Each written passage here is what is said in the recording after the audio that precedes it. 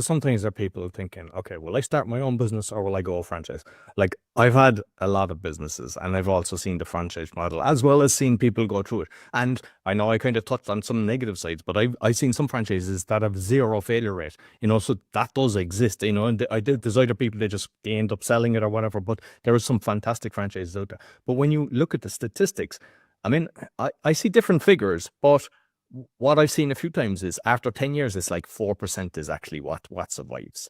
And a franchise model has a higher, way better. And I think it all comes down to systems. And I suppose, I mean, you're eating, drinking, sleeping this, but for those that don't, I mean, me as a business owner, when I get into a new business, I'm just going away and I'm buying books and I'm learning and I'm creating systems. And that takes a lot of time and a lot of money. And then I'm trying to figure out how to do the marketing.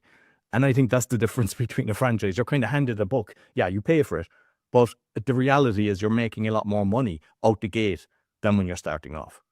Yeah, you get to third base a whole lot faster. Again, with a good franchise system, not everyone's cut out for franchising. I think some people are too entrepreneurial and they want to put their thumbprints all over the business. It may not be the best path, but it's interesting. So many existing business owners purchase franchises through us, and because they say we remember how much hard work it took trying to learn everything for the first time, and trying to figure out marketing. And it's great to step into a franchise system that they've already tested a lot of marketing. They've got large data sets to pull from, streamlined buying. You've got a coach on the sidelines of that franchise, or you've got other franchisees. They're living the same thing day in, day out. So it provides community and best practice exchanges.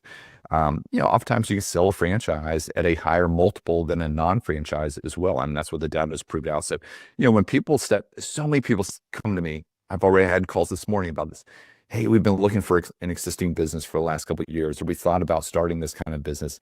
We haven't really considered franchising because we think of franchising associated with fast food, but you're telling me there's more industries out there. Maybe we should look at franchising. And so many of them end up going that path once they get exposed to the types of opportunities that exist. And then some of those reasons why a franchise could make sense from a support standpoint. Again, it's already been proven out in similar markets.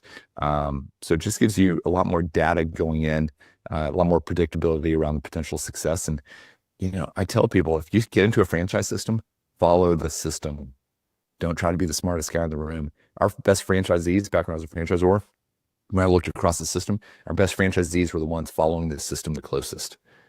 That sounds so cliche to say, but it was true.